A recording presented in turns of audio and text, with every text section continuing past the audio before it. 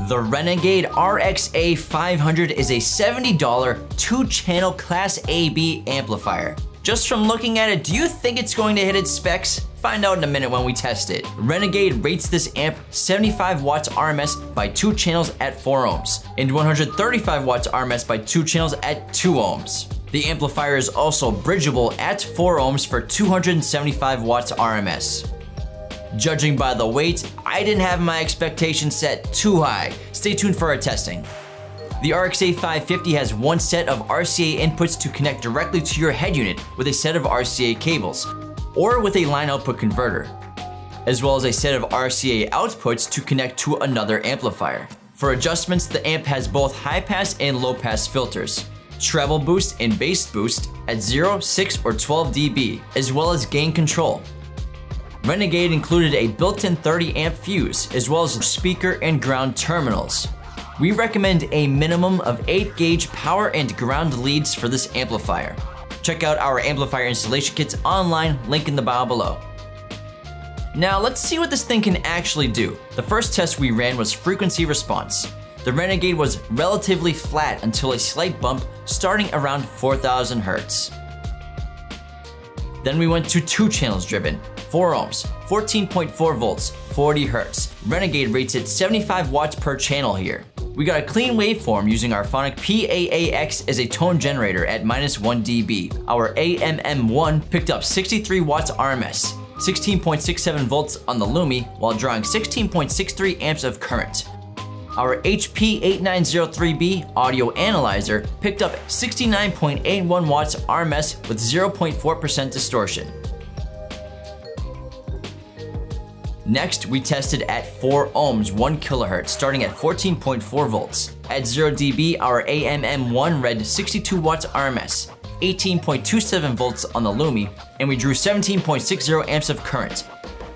Our HP picked up 83.27 watts RMS with 3.16% distortion. Going down to -1 dB, distortion dropped to 0.25%, and the output dipped to 70.4 watts RMS.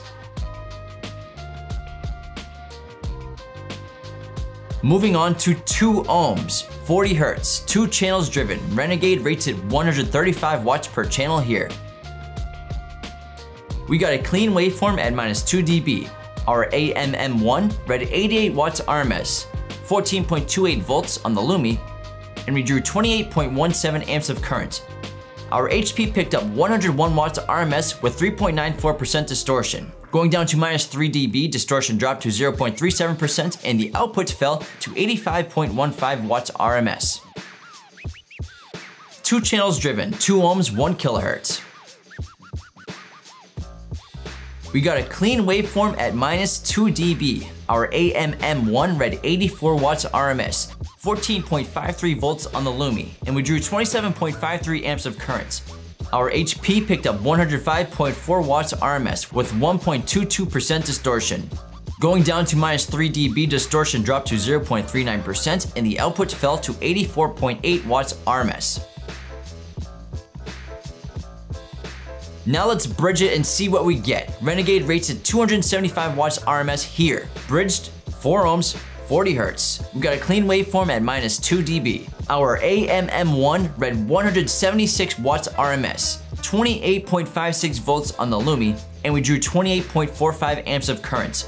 Our HP picked up 200.4 watts RMS with 4.32% distortion. Going down to -3 dB, distortion dropped to 0.283%, and the output dropped to 170.4 watts RMS. And finally, bridged, 4 ohms, 1 kHz. We got a clean waveform at -2 dB. Our AMM1 read 167 watts RMS, 29 volts on the Lumi, and we drew 28.26 amps of current. Our HP picked up 209.5 watts RMS with 1.73% distortion. Going down to -3 dB, distortion dropped to 0.271%, and the output dipped to 170.6 watts RMS. Overall, this amplifier will give you some decent power, but it clearly fell short of its advertised ratings, especially going into 2 ohm and then bridged. In 2 channel mode at 4 ohms, it did what it claims. Be sure to go to qualitymobilevideo.com to get all of your car audio and video gear with us today. Links for everything in the bio below. If you enjoyed this video, click that like button, but if you hated it, click the dislike button. Join the conversation below and subscribe to our channel if you're new. Thanks for watching.